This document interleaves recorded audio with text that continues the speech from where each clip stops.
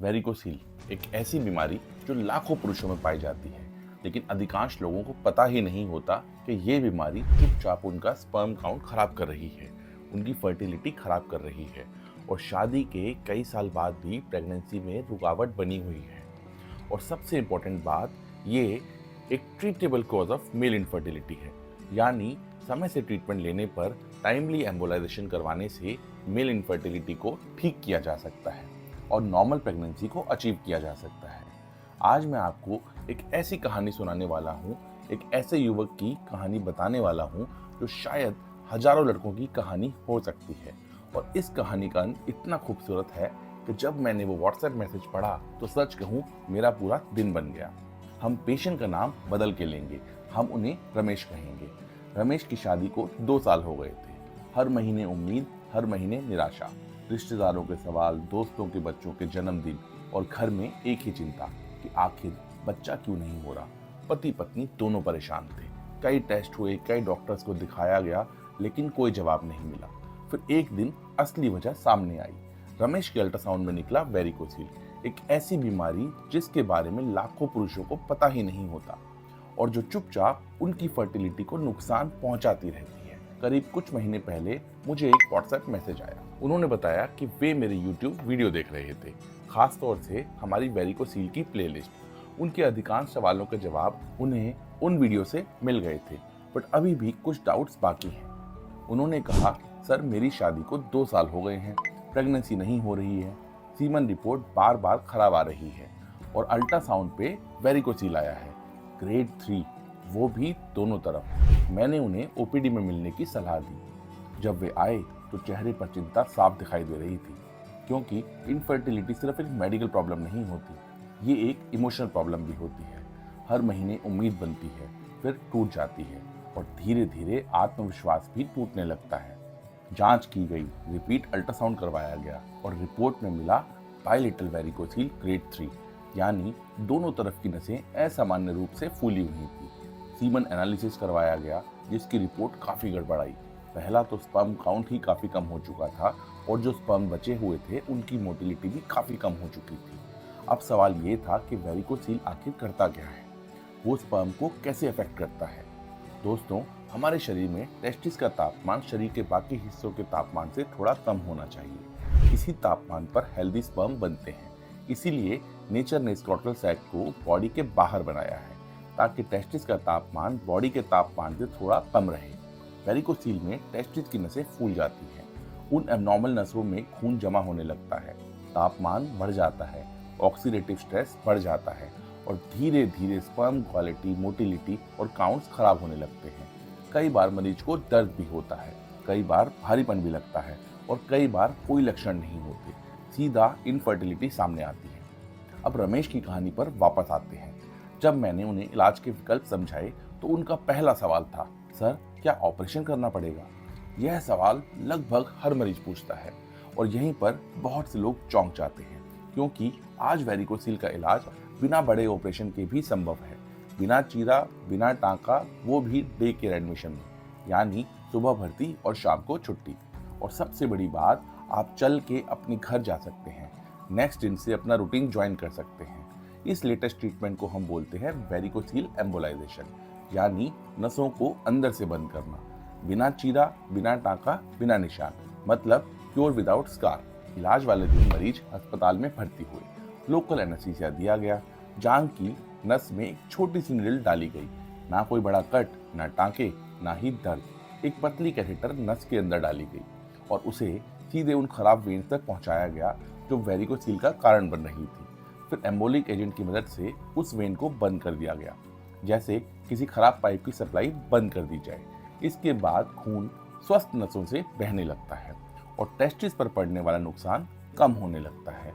पूरा प्रोसीजर सामान्य रूप से 15 से 20 मिनट के आसपास पूरा हो जाता है। अधिकांश मरीज उसी दिन घर चले जाते हैं। अगर आप भी देखना चाहते हैं कि वेरिकोसील एम्बोलाइजेशन कैसे होता है, तो स्क्रीन पर दिए लिंक पर क्लिक करके इस वीडियो को देख सकते हैं। इस वीडियो में हमने स्टेप बाय स्टेप एक्सप्लेन किया है कि वेरिकोसील एम्बोलाइजेशन कैसे किया जाता है, नीडल पंचर से शीट रिमूव करने तक। और अगर आपके मन में कोई भी वेरिकोसील से रिलेटेड डाउट है तो आप हमारी वेरिकोसील प्लेलिस्ट में जरूर जाएं। उन एक्सप्लेनेटरी वीडियोस में आपको अपने अधिकांश सवालों के जवाब मिल जाएंगे और आपका बहुत से डाउट दूर हो जाएंगे। इस प्लेलिस्ट का लिंक भी स्क्रीन पे दिया हुआ है। अब रमेश जी की कहानी पे वापस आते हैं। रमेश जी का इलाज सेम डे हो गया, मरीज घर चले गए। लेकिन कहानी यहीं खत्म नहीं हुई, क्योंकि वेरिकोसील एम्बोलाइजेशन कोई जादू नहीं है। शरीर को समय चाहिए, नई स्पर्म जनरेशन बनने में समय चाहिए।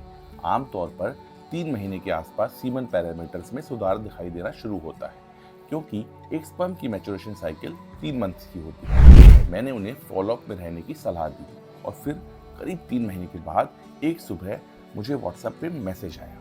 मैसेज में लिखा था, thank you so much sir, आज मेरी वाइफ का प्रेगनेंसी टेस्ट पॉजिटिव आया है। बस इतना ही।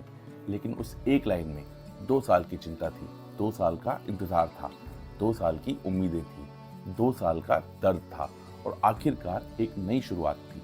मैंने उन्हें तुरंत बधाई दी और सच कहूँ, एक डॉक्टर के लिए इस मैसेज से बड़ा इनाम शायद ही कोई हो, क्योंकि हम सिर्फ रिपोर्ट नहीं देखते, हम इन रिपोर्ट्स के पीछे छुपे सपनों को भी देखते हैं। अब एक जरूरी बात, हर इनफर्टिलिटी का कारण वेरिकोसील नहीं होता है और हर वेरिकोसील को इलाज की जरूरत भी नहीं होती। लेकिन यदि स्पर्म की रिपोर्ट खराब है, प्रेगनेंसी में दिक्कत आ रही है, अंडकोश में दर्द या भारीपन है, नसें उभरी हुई महसूस होती हैं, तो जांच अवश्य करानी चाहिए, क्योंकि कई बार समस्या का समाधान आपकी कल्पना से कहीं अधिक सरल होता है।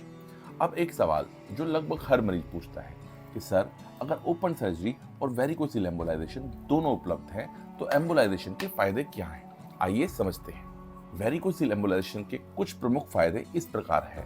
बिना बड़े ऑपरेशन के किया जाता है, बिना कट, बिना टाँके के पूरा प्रोसीजर हो जाता है, ना ही कोई निशान, ना ही कोई स्कार, दर्द ना के बराबर, जल्दी recovery, day care admission and same day discharge.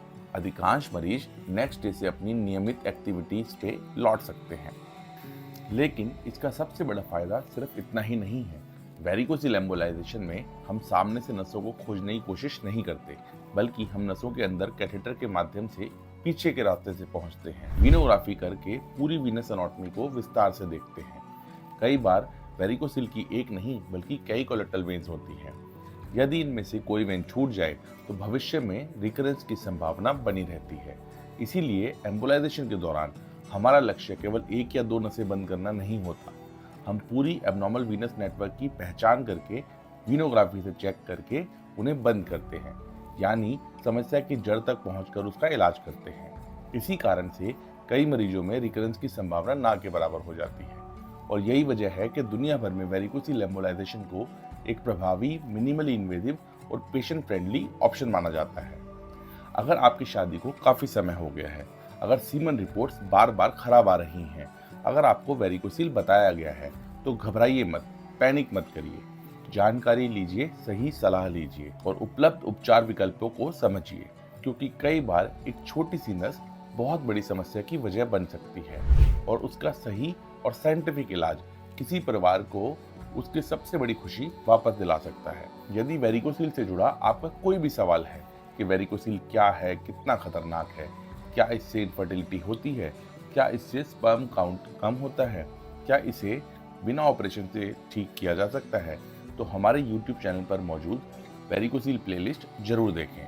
वहां आपके लगभग सभी सवालों के जवाब विस्तार से मिल जाएंगे। अगर आपको वीडियो पसंद आया तो लाइक, शेयर और सब्सक्राइब करना ना भूलें और सबसे बड़ी बात, इस वीडियो को अपने उस दोस्त तक जरूर पहुंचाएं जिसे इसकी जरूरत है। मैं हूं डॉक्टर गौरव, इंटरवेंशन रेडियोलॉजिस्ट, मेदांता अस्पताल, लखनऊ से।